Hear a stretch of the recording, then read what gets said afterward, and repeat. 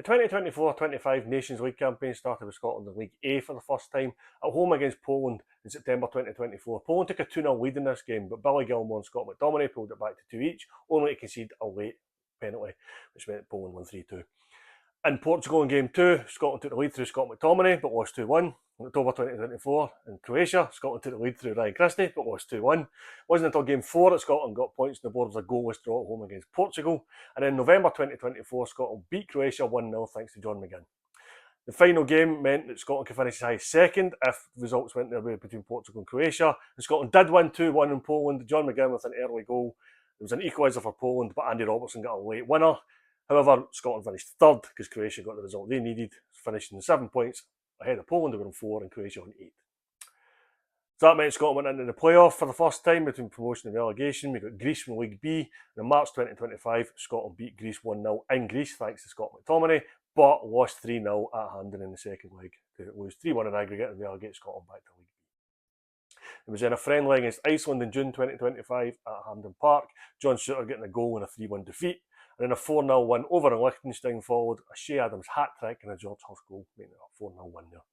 World Cup 2026 qualifying started in September 25 with a goalless draw in Denmark. We then won 2-0 against Belarus in Hungary, because they're not allowed to play at home. Shea Adams on an own goal.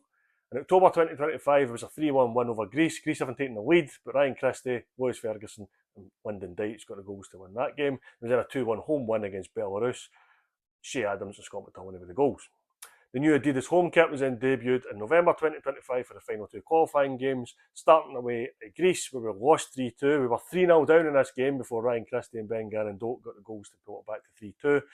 Fortunately for us, Belarus took a point off Denmark, which meant the final game was a decider, and Scotland won that game 4-2. Scott McTominay overhead kick, Lawrence Shankland goal from a corner, Kieran Tierney with a 30-yard curler, and Kenny McLean from the halfway line to see Scotland return to the World Cup for the first time in 28 years.